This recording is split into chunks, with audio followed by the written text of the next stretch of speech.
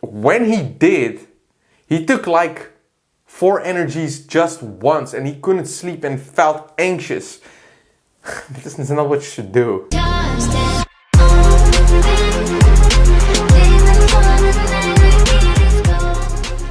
What's up guys, Ferdinand here from wolfmuziek.com, and today we're going to talk about caffeine because we are addicts. We're all addicts. Let's get cracked out! Okay, so let's talk about caffeine. Is it good for muscle growth? Will it improve your performance? Many people think so, but keep watching the video. Keep watching the video. And is it also good for your mental performance? Who knows?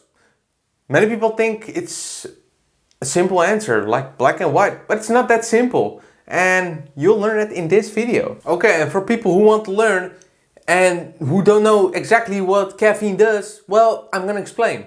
So it all starts within your brain. Whenever you consume caffeine, the caffeine blocks adenosine receptors in your brain. What is adenosine?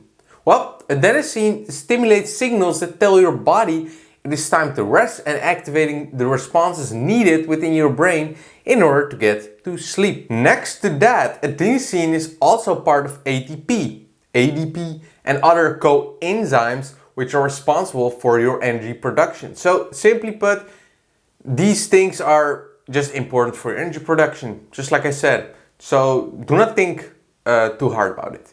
You know, energy production.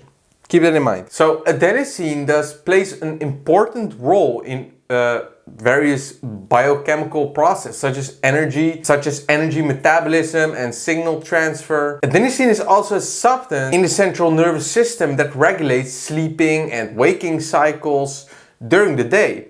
So when you are awake, adenosine builds up in your brain. This eventually gives a feeling of tiredness and sleepiness. It does this by attaching to the cells in the basal forebrain, inhibiting their activity. So caffeine actually gets in the way. It's like, what's up adenosine? You're not coming through here because I don't want to make this guy tired, you know what I mean? So, fuck off. So caffeine binds to these receptors, adenosine receptors.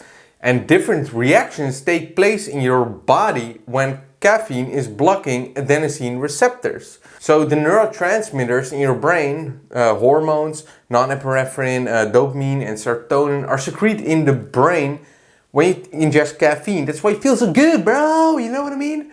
I took some caffeine as well, like 2 months for this video because I want to have some energy, you know? And yeah, let's go on. So simply, this can explain the possible effects that caffeine has on alertness, behavior, and sleep, you know, for example.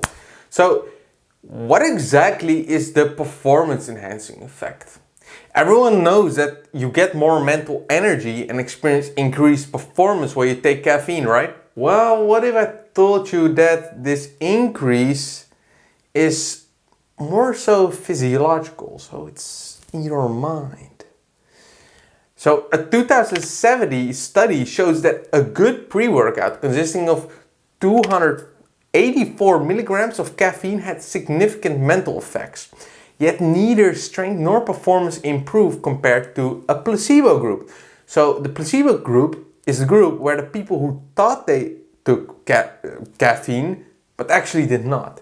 So another 2017 study confirmed that 300 milligrams of caffeine was no more effective in increasing energy levels or objective force production compared to the placebo group. So does this mean caffeine is a waste and does not improve your workouts?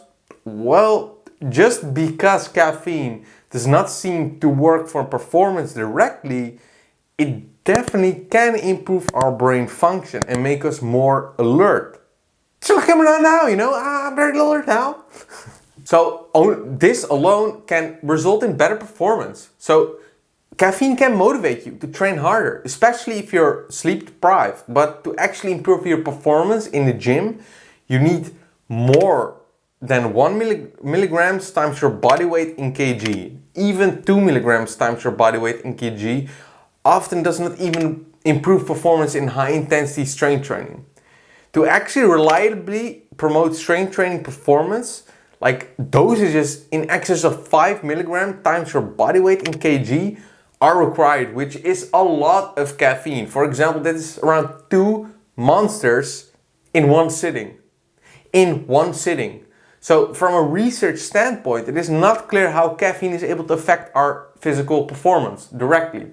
So it is suspected that caffeine may have a positive effect on strength of lower body exercises. Think of exercises like the squat and deadlift. The effect on exercise for the upper body does not seem to be very present in research. And I'm not going to say it doesn't work for upper body exercises, but it's something to keep in mind. And I think these exercises, lower body exercise like deadlift, squats, you really need a lot of mental energy for that, you know? Before a set of deadlifts, you need that energy, you know? So I think these exercises cost more mental strength, and therefore caffeine consumption may result in more strength gains. Also because it makes you feel more hyped, right? Hyped as fuck. But the question I get often is, what is too much? Is caffeine not... What is too much? Well, first of all, you build up a tolerance to caffeine, and everyone processes caffeine faster than others. You know those people that are still able to fall asleep even when they drank a lot of coffee an hour before?